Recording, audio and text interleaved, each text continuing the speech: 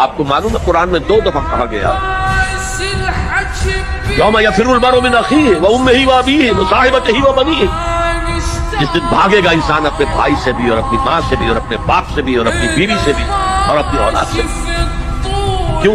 نفسی نفسی نفسی نفسی نفسی نفسی، میری اولاد کو جھونک دو، میرے ماں باپ کو جھونک دو، میری بیوی کو جھونک دو، بیوی کہے گی میرے شوہر کو جھونک مجھے۔ یہی نفسی نفسی دنیا میں رہے آپ کی، مجھے اپنے آپ کو بچانا ہے سب سے پہلے، اور پھر مجھے اپنے سب سے پہلے آل اولاد کو بچانا ہے۔ یا ایھا الذین آمنوا قوا انفسکم واہلیکم نارا، اے ایمان والو بچاؤ اپنے آپ کو اور اپنے اہل و عیال کو آگ سے۔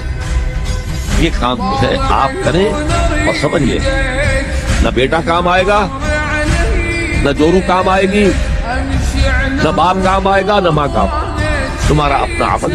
اگر تم اس راستے پر چلے، اپنی ہمت کے مطابق چلتے رہے